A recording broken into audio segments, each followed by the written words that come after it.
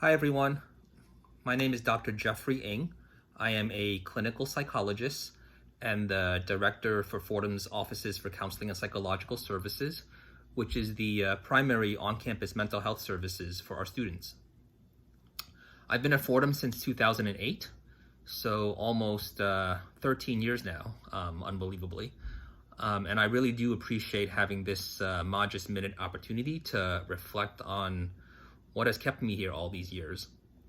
And I hope you bear with me as I am going to try to engage in this reflection process, unscripted and as spontaneously and organically as possible, in order to normalize and model the imperfections and vulnerabilities that come with the human experience, as well as to embody a Jesuit practice that really resonates with me, which is the practice not just of contemplation, but contemplation in action.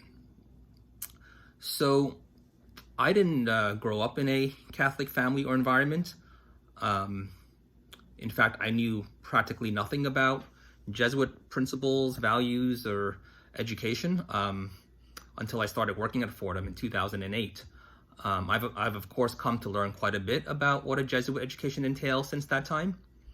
And in addition to the practice of contemplation in action, there are at least two other Jesuit values that I've come to really appreciate and that really align with my own personal and professional approach to supporting and optimizing our students' mental health, their well-being, and their development. And at least for me, they're also values and principles that transcend formalized religion. The first value is the concept of cura personalis, or the commitment to caring for our students as whole beings, to authentically and deeply attend to and nurture their bodies, their minds, their hearts, and their spirits. The other dimension of a Fordham Jesuit education that reflects and resonates with my own personal and professional values is the commitment to really recognizing, understanding, unpacking, reducing, and ultimately eradicating someday social injustices and inequities. I am an immigrant and a first-generation college student, and this is something that has been deeply important to me for a very, very long time. It's what brought me to the field of psychology in the first place.